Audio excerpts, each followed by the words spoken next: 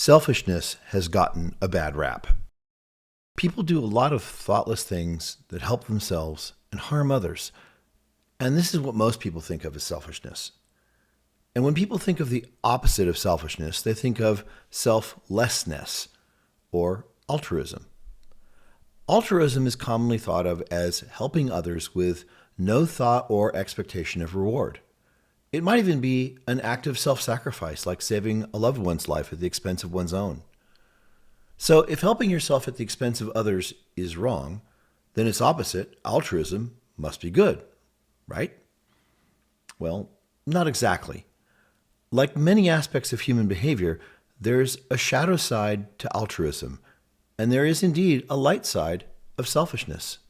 The idea of an act being either selfish or selfless is a false dichotomy.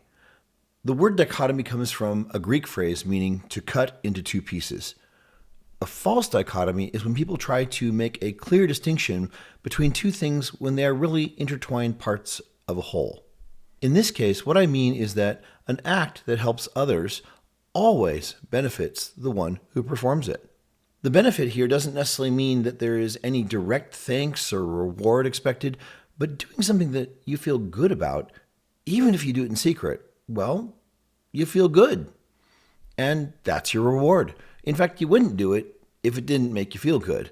And that right there is why there are no truly selfless acts.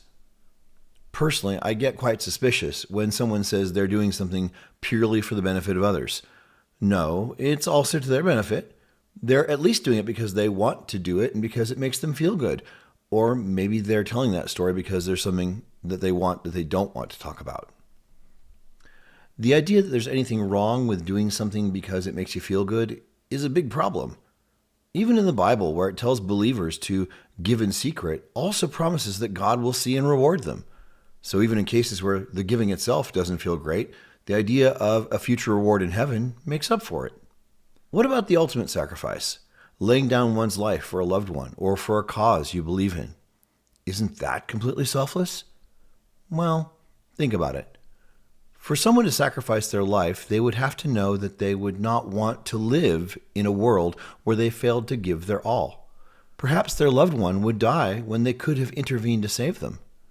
Perhaps a tyrant would surely end up killing millions if a few thousand don't fight for everyone's lives.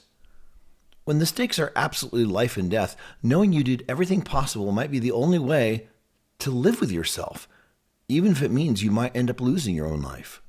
Okay, so what's good about selfishness?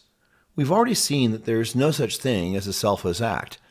So I think people ought to acknowledge and embrace the role of the self in everything they do. In short, everything we do is in some way for ourselves.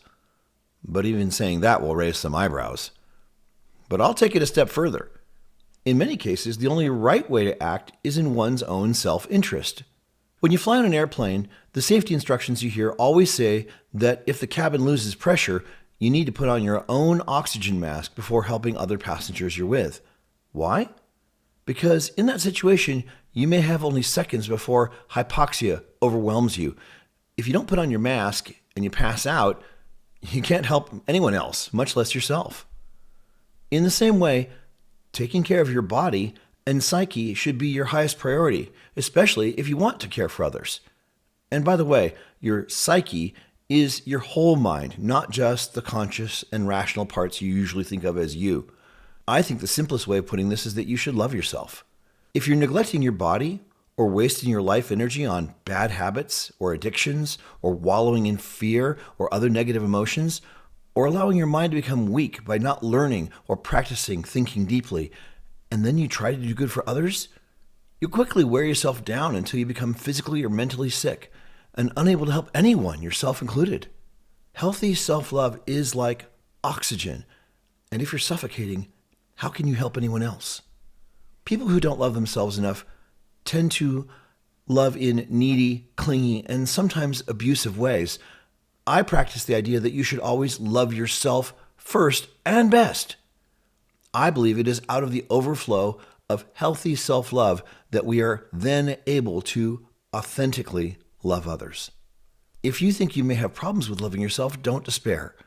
The way to make big changes in your life is to start making little changes now and day by day. I'll have more to say about healthy self-love in future episodes. Let me know your thoughts in the comments. Ask questions. Take care of yourself, and I'll see you tomorrow.